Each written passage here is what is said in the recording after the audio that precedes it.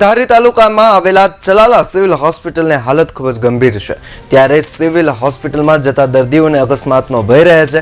ત્યારે આ બાબતને લઈને ધારાસભ્ય જેવી કાકડિયા દ્વારા ઉચ્ચ કક્ષાએ રજૂઆત કરાઈ હતી અને નવી હોસ્પિટલ બનાવવા માટેની મંજૂરી મેળવી હતી। ત્યારે હવે હોસ્પિટલનું કામ ક્યારે ચાલુ થશે એ જોવાનું રહ્યું। ઘણા સમયથી આ હોસ્પિટલ નવી બનાવવા માટેની જે કાર્યવાહી શરૂ હતી અને એને લગભગ 15 દિવસ પહેલાં મંજૂરી આપી દીધી અને એ મંજૂરી અત્યારે ખૂબ જર્જરિત જે આપણી હોસ્પિટલ છે એને પાડવા માટેની પણ મંજૂરી આવી ગઈ છે અને આ હોસ્પિટલ 6.5 કરોડના ખર્ચે જ્યારે મંજૂર થઈ છે ત્યારે આ ગુજરાત રાજ્યના મુખ્યમંત્રી ભૂપેન્દ્રભાઈ પટેલ અને આરોગ્ય મંત્રી ઋષિકેશભાઈ પટેલનો ખૂબ ખૂબ આભાર માનું છું।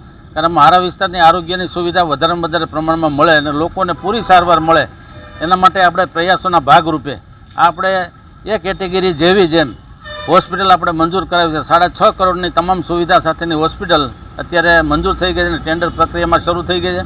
લગભગ 2 મહિનામાં આ હોસ્પિટલનું બાંધકામ શરૂ થઈ જશે। ક્યાં સુધીમાં પૂરું થશે?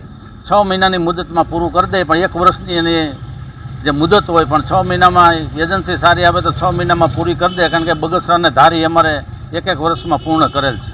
હું અહીંયા સામૂહિક આરોગ્ય કેન્દ્ર ખાતે ઇન્ચાર્જ સુપ્રિન્ટેન્ડન્ટ તરીકે ફરજ બજાવું છું અને હાલ અમારું સામૂહિક આરોગ્ય કેન્દ્ર ચલાલા ખૂબ જ જર્જરિત હાલતમાં છે। ખૂબ જ જૂનું બિલ્ડિંગનું બાંધકામ છે।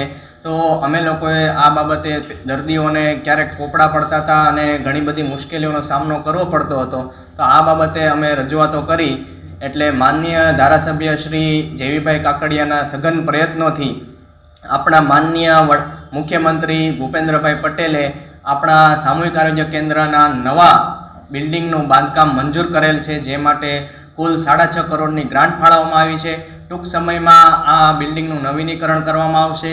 અદ્યતન સુવિધાઓવાળું નવું સામૂહિક આરોગ્ય કેન્દ્ર અત્રે ઊભું કરવામાં આવશે અને આ પગલાંને લીધે અત્યારે ચલાલાના સમગ્ર આજુબાજુના 40 ગામડાઓમાં વસતા દરેક દર્દી નારાયણને તેનો અતિશય લાભ મળવા જઈ રહ્યો છે।